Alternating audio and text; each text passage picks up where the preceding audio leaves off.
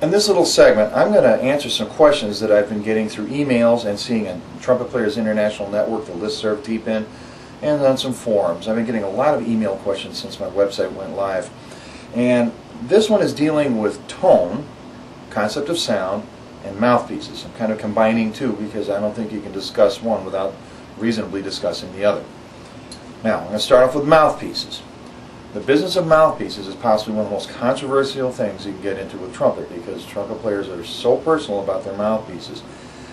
It's like shoe size and shoe shape. Everybody's different, so you're going to have to find something that works for you. So I'm going to only speak in generalities here. Okay? And I'm going to use two conventional mouthpieces instead of my usual asymmetrics. I'll come back to those later. These are two conventional mouthpieces.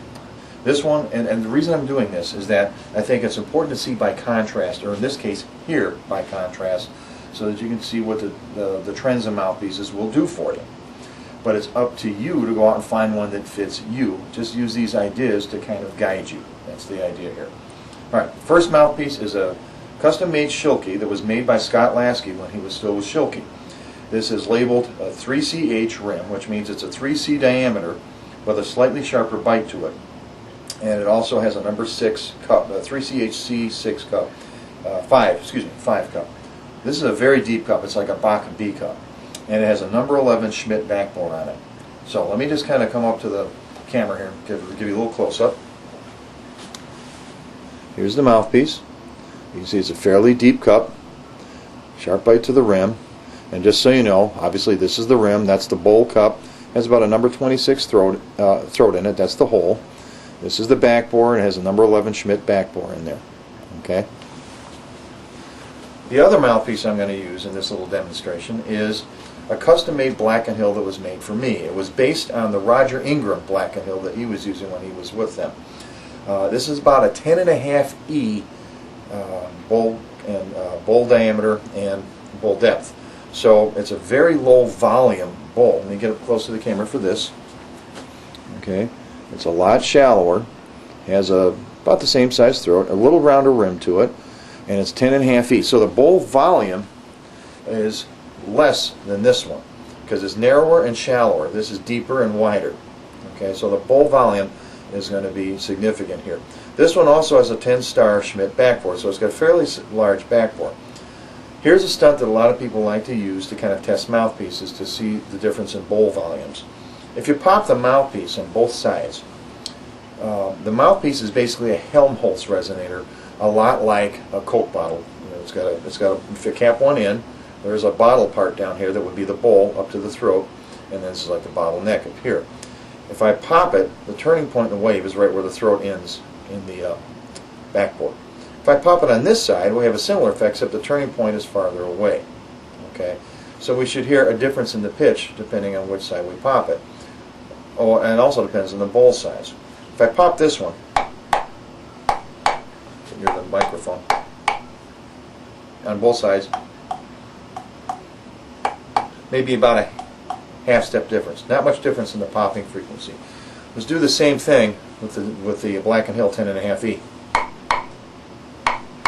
I'll pop it on this side. A lot different. Almost a fourth difference. Point is, this is a very shallow cup, a very narrow cup, so it has a much smaller volume to the bowl. All right. Those popping characteristics determine how this thing works in the instrument, the trumpet itself. If you watch my video clip how trumpets work, one of the things that should be noticeable is that possibly one of the most important devices for adjusting the acoustics of your horn is the mouthpiece. You can put all kinds of stuff. You can hang Christmas tree ornaments on the horn, weights, all kinds of crazy things on there, but nothing will have the same impact that the mouthpiece does. So what I'm going to do right now, and I'm going to not talk, okay? I'm going to edit this so that you can hear the two versions of this tune played back to back, right next to each other, because it's important. It's a subtle difference in tone, but it is quite striking. I can hear it real noticeably in here. The camera microphones cloud that up a little bit. That's why I'm going to record this simultaneously in my computer so that I can actually mix the real sound and you can hear the tone difference. So first the 3CH, and then I'll play the 10.5 E Black & Hill.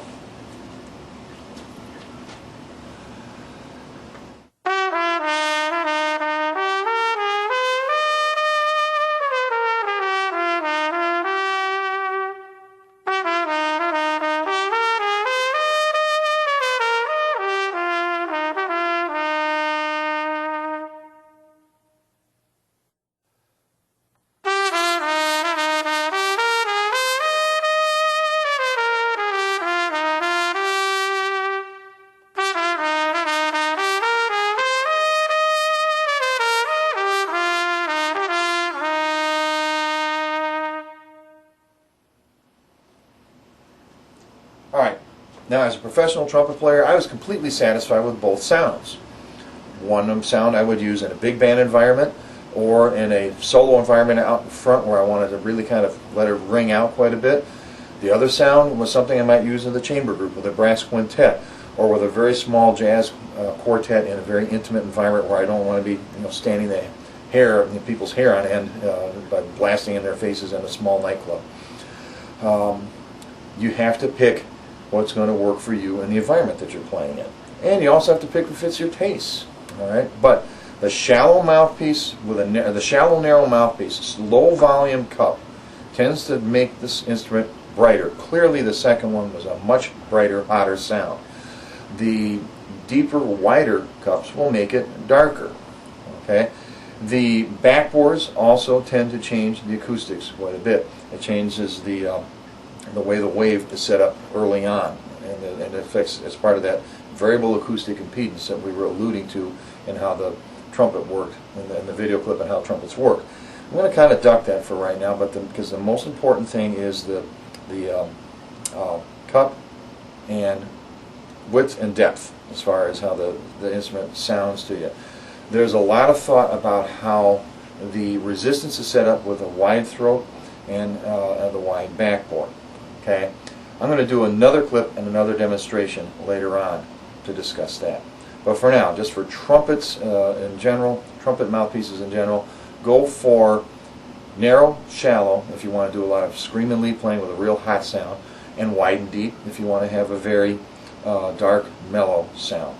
Okay, and there are many, many gradations in between. The throat and backbore combinations affect the way the resistance feels to you. Okay, a lot of conventional thinking is that with a real wide throat, you have less resistance, so it's easier to blow air through the horn. I've already done the soap bubble demonstration in another video. The whole idea about how much air you move through the horn is just crawling with misconceptions, and I'm going to leave that for some other discussion later on. Now a word about sound. Okay, as I said earlier, the tone that I was getting with either mouthpiece was completely acceptable to me. This is the 10.5E Black & Hill.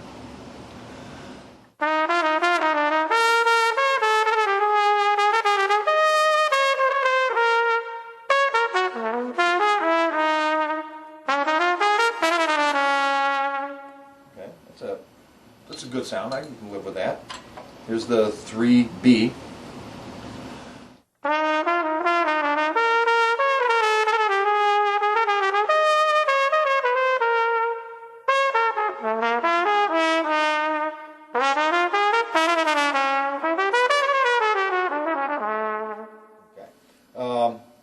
I can live with that sound. It's a matter of taste, and it's a matter of what I'm trying to accomplish at the moment. If I'm playing with a big band or a rock band, I'm going to use the other mouthpiece. If I'm playing with a small jazz group, I'll play this. If I'm going to go sit in at a jam session, and I figure I might be locking horns with some young lions who want to tangle and play a lot of high notes and hot dog a little bit, I'll probably go with the other one so I can tangle too.